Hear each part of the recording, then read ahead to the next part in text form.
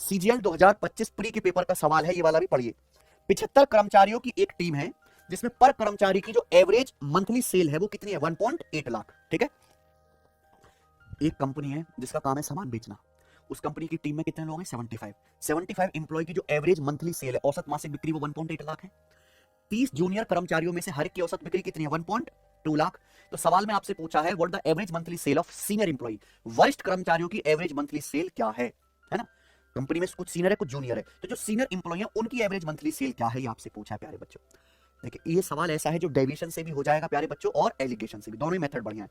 अगर आप average monthly cell निकालें तो कैसे निकालते हैं, मंथली सेल का क्या मतलब है, एवरेज मंथली सेल, सभी इंप्लॉय की टोटल सेल जोड़ो और इंप्लॉय की संख्या से भाग कर दो, ठीक है ना। तो अगर आप एलिगेशन लगाएंगे तो एलिगेशन लगाने से मंथली सेल पे किसका रेशियो आएगा, इंप्लॉय की संख्या का।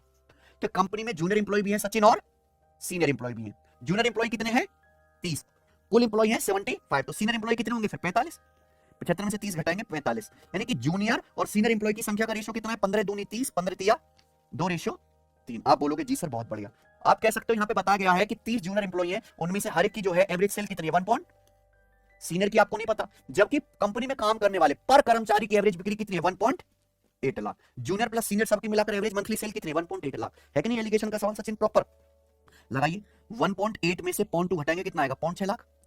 3 की वैल्यू 0.6, 0.2 गुना, तो 2 की वैल्यू भी 0.2 गुना आएगी, कितना, 0.4 लाख। अब आप बताओ ये 1.8 से छोटा है 1.2, तो यहाँ 1.8 से बड़ा आएगा कितना, 0.4, 1.8 से 0.4 बड़ा कितना, 1.8 में 0.4 जोड़ेंगे तो 2.2 लाख इस सवाल का आंसर है। कौन सा ऑप्शन है, सबको समझ में आया ना। ठीक है, चलिए अगला अगला आपके सामने यहाँ पे सवाल नंबर 17। बताओ ए और बी ने 1,20,000 और 1,60,000 रुपए का इन्वेस्टमेंट किया है सचिन।